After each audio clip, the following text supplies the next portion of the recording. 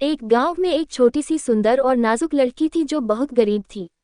गर्मियों भर वह नंगे पांव रहती थी और सर्दियों में लकड़ी के जूते पहनती थी, जिनकी रगड़ से उसके छोटे छोटे पैर छिलकर लाल हो जाते थे। उसी गांव में एक बूढ़ी विधवा रहती थी जिसका पति जूते बनाता था। उसने बड़ी मेहनत के साथ उस गरीब लड़की के लिए लाल चमड़े के टुकड़ों से एक जोड़ा बनाया, पर वह जोड़ा बहुत अच्छा नहीं बन पाया। केरन नाम की उस लड़की को वे जूते उस दिन मिले जिस दिन उसकी मां को दफनाया जा रहा था। जूतों का रंग दुख के मौके के लिए ठीक नहीं था, पर दूसरे जूते न होने की वजह से उसे वही पहनने पड़े। वह बेचारी फटे पुराने कपड़े, नंगी टांगों और लाल जूतों में ताबूत के पीछे चल रही थी। तभी एक बहुत पुराने धान की गाड़ी उसके पास से गई। उसमें एक बूढ़ी औरत बैठी थी। वह उस छोटी लड़की को देखकर बहुत दुखी हुई और उसी वक्त पादरी के पास जाकर बोली, वह छोटी लड़की मुझे दे दीजिए, मैं उसे बहुत अच्छी तरह पालूंगी। केरन ने सोचा कि शायद बूढ़ी औरत ने उसे उसके लाल जूतों की वजह से पसंद किया होगा, पर उस बुढ़िया को वे जूते इतने भद्दे लगे कि उसने उन्हें चूल्हे में डलवाकर जला दिया। अब केरन को अच्छे साफ सुथरे कपड़े पहनाए जाते थे, उसे पढ़ना लिखना और सिलाई करना सिखाया गया। सब लोग यह मानते थे कि वह एक सुंदर बच्ची थी, जबकि शीशा कहता था कि तुम सुंदर नहीं, बहुत सुंदर हो। एक बार रानी अपनी बेटी राजकुमारी के साथ पूरे देश की यात्रा कर रही थी। हर जगह उन्हें देखने के लिए लोगों की भीड़ जुट जाती थी। जब वे केरन के गांव के पास के किले में गए तो वह छोटी लड़की भी भीड़ के पीछे चल दी।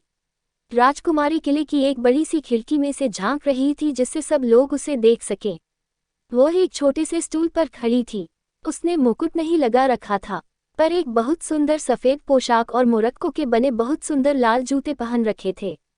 जूते बनाने वाले की विधवा ने केरन के लिए जो लाल जूते बनाए थे वे उनसे बहुत सुंदर थे, पर वे भी लाल जूते थे और केरन को वे दुनिया में सबसे ज्यादा पसंद थे।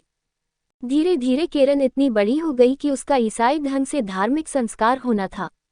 इस मौके के लिए उसकी नई पोशाक और नए जूते लिए जाने थे। बुढ़िया उसे पास के शहर के सबसे बढ़िया जूते वाले की दुकान पर लेकर गई। उसने उसके पैरों का नाप लिया। उस दुकान की दीवारों पर शीशे की अलमारियों में बहुत तरह के सुंदर जूते सजे हुए थे। बुढ़िया की आंखें इतनी कमजोर थीं कि वह कुछ देख नहीं पा रही थी, पर किरण देख सकती थी। उसे दो जोड़ा जूतों के बीच में एक लाल जोड़ा दिखा जो राजकुमारी के जूतों की तरह था। ओह, वे कितने सुंदर थे! जूते वाले ने बताया कि ये किसी रईस आदमी की लड़की के लिए बनाए गए थे, पर उसके नाप के नहीं बन पाए थे। बुढ़िया बोली, मेरे ख्याल से ये पेटेंट चमड़े के हैं क्योंकि चमक रहे हैं। किरण उन्हें पहनने की कोशिश करती हुई बोली, हाँ, ये चमक रहे हैं। वे उसके ठीक आए, इसलिए बुढ़िया ने दिलवा दिए। पर अगर उसे पता होता कि वे लाल रंग के हैं तो वह नहीं खरीदती, क्योंकि धार्मिक काम के वक्त लाल जूते नहीं पहने जाते। नज़र कमज़ोर होने की वजह से बुढ़िया को रंग का पता नहीं चला और न ही उसने रंग देखा। पर चर्च में सब उसके पैरों की तरफ देख रहे थे। वहाँ की दीवारों पर पुराने पादरियों और उनकी पलियों की बड़ी बड़ी तस्वीरें लगी थीं, जिनमें वे गले पर सफ़ेद झालर लगी काली पोशाकों में दिख रहे थे। वे वहीं दफनाए गए थे। केरन को लगा जैसे वे भी उसके लाल जूतों को घूर रहे थे। बूढ़े पादरी ने केरन के सिर पर हाथ रखकर वो पवित्र कसम कही जो उसे दोहरानी थी। कसम में उसे भगवान से अच्छा ईसाई बनने की प्रतिज्ञा करनी थी। पर केरन का दिमाग पादरी के शब्दों की तरफ नहीं था। बाजे पर बूढ़ा गायक संस्कार के मौके पर गाया जाने वाला भजन गा रहा था। बच्चों की मीठी आवाज़ भी सुनाई दे रही थी और केरन वह अपने लाल जूतों के बारे में सोच रही थी। दोपहर तक बुढ़िया को लोगों से केरन के जूतों के रंग के बारे में पता चल गया। वह बहुत नाराज हुई और लड़की को डांटा। उसने कहा कि चर्च में लाल जूते पहनकर जाना बहुत गलत था। साथ ही यह भी बताया कि उसे हमेशा ये याद रखना चाहिए कि चर्च में काले जूते ही पहनने चाहिए, भले ही वह पुराने हों। अगले शनिवार को केरन को भोज समारोह में जाना था। उसने अपने काले जूते देखे, फिर लाल देखे और एक बार फिर वे लाल जूते ही पहन लिए। वह दिन बड़ा सुंदर था, सूरज चमक रहा था। बुढ़िया और केरन खेतों में से होते हुए गए जिससे उनके जूते थोड़े गंदे हो गए। चर्च में घुसने वाले दरवाजे पर बैसाखी के सहारे एक अपाहिज सैनिक खड़ा था। उसकी बहुत सुंदर लंबी लाल रंग की दाढ़ी थी जिसमें बीच बीच में सफ़ेदी झलक रही थी। उसने बुढ़िया की तरफ झुककर पूछा कि क्या वह उसके जूते साफ कर सकता है। केरन ने बिना कहे अपने छोटे पैर भी उसके आगे कर दिए। सैनिक ने उसके जूतों की तली को थपथपाते हुए कहा, बड़े सुंदर नाचने वाले जूते हैं। फिर उसने जूतों से कहा, याद रखना कि नाचने के लिए तुम्हें इसके पैरों पर रहना है। बुढ़िया ने सैनिक को एक सिक्का दिया और दोनों चर्च में घुस गईं। फिर सबने, यहाँ तक कि तस्वीरों के लोगों ने भी, केरन के पैरों की तरफ देखा। जब वह वेदी के आगे झुकी और पादरी उसके होंठों की तरफ सोने का प्याला बढ़ा रहे थे, तब भी वह सिर्फ अपने लाल जूतों के बारे में सोच रही थी। उसे प्याले की शराब में भी उन्हीं की परछाई दिखाई दे रही थी। उसने भजन गाने में सबका साथ नहीं दिया, वह भगवान की प्रार्थना भी भूल गई। जब गाड़ीवान उन्हें घर ले जाने के लिए गाड़ी लेकर गया तो बुढ़िया तो चढ़ गई, केरन चढ़ने वाली थी। तभी पास खड़े उस बूढ़े सैनिक ने कहा, इन सुंदर नाचने वाले जूतों को देखो। पर चर्च में सब उसके पैरों की तरफ देख रहे थे। वहां की दीवारों पर पुराने पादरियों और उनकी पलियों की बड़ी बड़ी तस्वीरें लगी थीं, जिनमें वे गले पर सफेद झालर लगी काली पोशाकों में दिख रहे थे। वे वहीं दफनाए गए थे। केरन को लगा जैसे वे भी उसके लाल जूतों को घूर रहे थे। बूढ़े पादरी ने केरन के सिर पर हाथ रखकर वो पवित्र कसम कही जो उसे दोहरानी थी। कसम में उसे भगवान से अच्छा ईसाई बनने की प्रतिज्ञा करनी थी। पर केरन का दिमाग पादरी के शब्दों की तरफ नहीं था। बाजे पर बूढ़ा गायक संस्कार के मौके पर गाया जाने वाला भजन गा रहा था। बच्चों की मीठी आवाज भी सुनाई दे रही थी और केरन वह अपने लाल जूतों के बारे में सोच रही थी। दोपहर तक बुढ़िया को लोगों से केरन के जूतों के रंग के बारे में पता चल गया। वह बहुत नाराज हुई और लड़की को डांटा। उसने कहा कि चर्च में लाल जूते पहनकर जाना बहुत गलत था। साथ ही यह भी बताया कि उसे हमेशा ये याद रखना चाहिए कि चर्च में काले जूते ही पहनने चाहिए, भले ही वह पुराने हों। अगले शनिवार को केरन को भोज समारोह में जाना था। उसने अपने काले जूते देखे, फिर लाल देखे और एक बार फिर वे लाल जूते ही पहन लिए। वह दिन बड़ा सुंदर था, सूरज चमक रहा था। बुढ़िया और केरन खेतों में से होते हुए गए, जिससे उनके जूते थोड़े गंदे हो गए। चर्च में घुसने वाले दरवाजे पर बैसाखी के सहारे एक अपाहिज सैनिक खड़ा था। उसकी बहुत सुंदर लंबी लाल रंग की दाढ़ी थी जिसमें बीच बीच में सफेदी झलक रही थी। उसने बुढ़िया की तरफ झुककर पूछा कि क्या वह उसके जूते साफ कर सकता है। केरन ने बिना कहे अपने छोटे पैर भी उसके आगे कर दिए। सैनिक ने उसके जूतों की तली को थपथपाते हुए कहा, बड़े सुंदर नाचने वाले जूते हैं। फिर उसने जूतों से कहा, याद रखना कि नाचने के लिए तुम्हें इसके पैरों पर रहना है। बुढ़िया ने सैनिक को एक सिक्का दिया और दोनों चर्च में घुस गईं। फिर सबने, यहाँ तक कि तस्वीरों के लोगों ने भी, केरन के पैरों की तरफ देखा। जब वह वेदी के आगे झुकी और पादरी उसके होंठों की तरफ सोने का प्याला बढ़ा रहे थे, तब भी वह सिर्फ अपने लाल जूतों के बारे में सोच रही थी। उसे प्याले की शराब में भी उन्हीं की परछाई दिखाई दे रही थी। उसने भजन गाने में सबका साथ नहीं दिया, वह भगवान की प्रार्थना भी भूल गई। जब गाड़ीवान उन्हें घर ले जाने के लिए गाड़ी लेकर गया तो बुढ़िया तो चढ़ गई, केरन चढ़ने वाली थी। तभी पास खड़े उस बूढ़े सैनिक ने कहा, इन सुंदर नाचने वाले जूतों को देखो। उसके इतना कहने पर केरन ने नाच के एक दो कदम उठाए, पर शुरू करने के बाद उससे रुका ही नहीं जा रहा था। ऐसा लग रहा था जैसे उसकी अपनी इच्छा नहीं रही थी। जूते हुक्म दे रहे थे और वह चर्च के कोने में चारों तरफ नाच रही थी। गाड़ीवान गाड़ी से कूदा, उसकी तरफ भागा, बड़ी मुश्किल से उसे पकड़ा और जमीन से ऊपर उठा लिया, पर उसके पैर हवा में नाच रहे थे।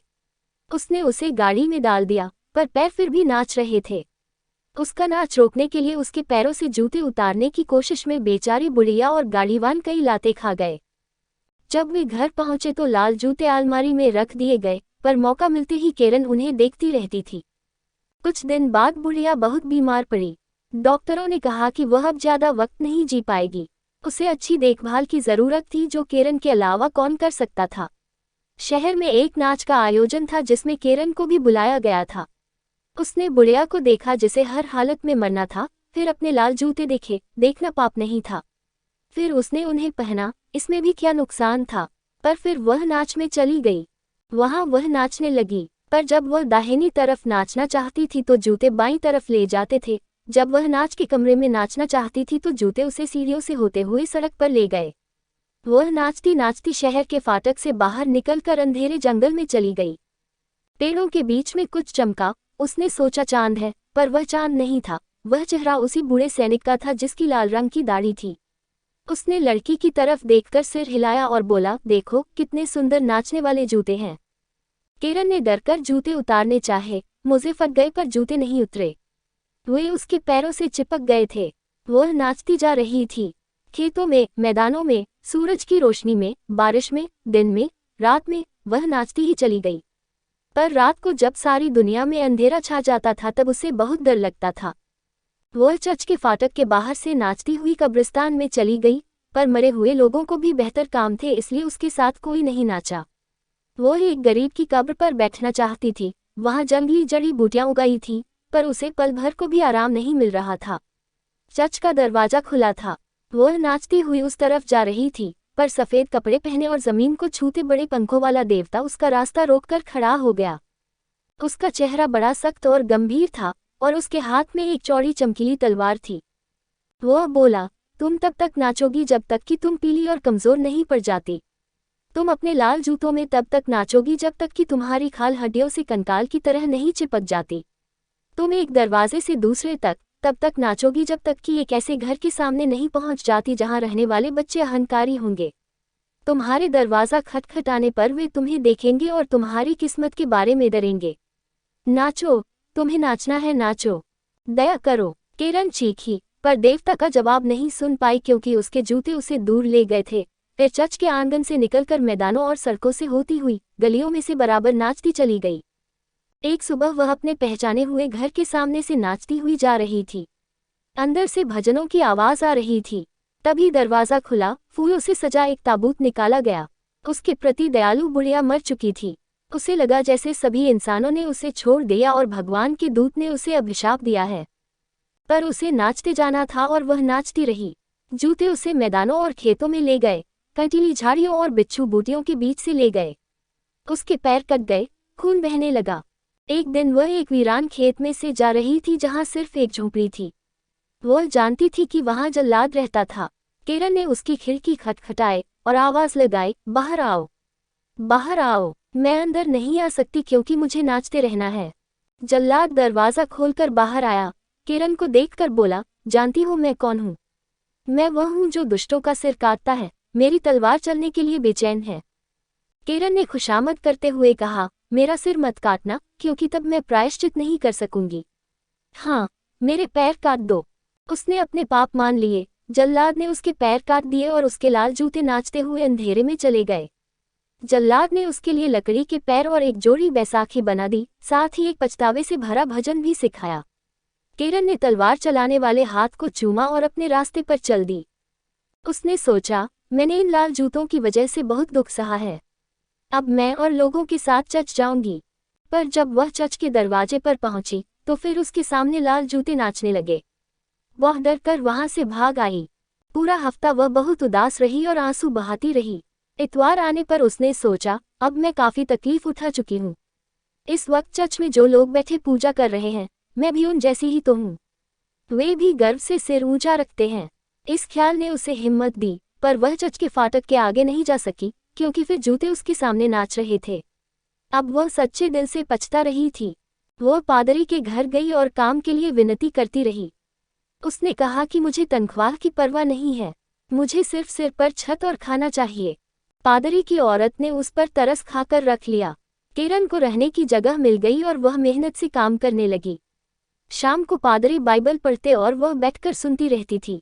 उनके बच्चों को वह बहुत पसंद थी। वे उसके साथ खेलते थे, पर जब वे उसकी सुंदरता किसी राजकुमारी जैसी बताते तो वह उदास होकर सिर हिलाने लगती थी। जब फिर इतवार आया तो सारे घर वाले चर्च जाने के लिए तैयार होने लगे। उन्होंने उससे भी साथ चलने को कहा। उसकी आंखों में आंसू आ गए। उसने ठंडी सांस भरकर अपनी बैसाखियों की तरफ देखा। जब सब चले गए तब वह अपने छोटे कमरे में गई जहां सिर्फ एक पलंग और एक कुर्सी आ सकती थी। वह बैठकर भजनों की किताब पढ़ने लगी। चर्च से बाजे की आवाज हवा पर सवार होकर आ रही थी। उसने आंसू भरा चेहरा उठाकर कहा, हे भगवान, मेरी मदद करो। अचानक धूप दुगुनी तेज हो गई। उसके सामने वही देवता खड़ा था जिसने उसे चर्च में घुसने नहीं दिया था, जो हाथ में तलवार लिए था। पर इस वक्त उसके हाथ में गुलाब की एक टहनी थी जिस पर फूल लगे थे। देवता ने उसी टहनी से कमरे की छत छुई। वह ऊपर उठ गई और जहां उसने छुआ था वहां एक सुनहरी सितारा चमकने लगा। फिर उसने उसी टहनी से दीवारें छुई और वे चौड़ी हो गईं। केरन ने बाजा और तस्वीरें देखीं, फिर देखा कि वहां जमा पूरी भीड़ हाथ में भजनों की किताब लिए गा रही थी। क्या चर्च उसके छोटे से कमरे में आ गया था या वही चर्च में पहुंच गई थी? अब वह सबके बीच में थी। भजन पूरा होने पर सबने उसे देखा। किसी ने फुसफुसाकर कहा, केरन, अच्छा हुआ कि तुम आ गईं। उसने जवाब दिया, ये प्रभु की कृपा है। बाजा बज रहा था, उसके साथ बच्चों की आवाज मिली हुई थी। खिड़की से धूप आ रही थी। धूप ने किरण के दिल में ऐसी शांति और खुशी भर दी कि उसका दिल फट गया। उसकी आत्मा सूरज की किरण पर सवार होकर भगवान के पास चली गई। वहां किसी ने उससे उसके लाल जूतों के बारे में नहीं पूछा।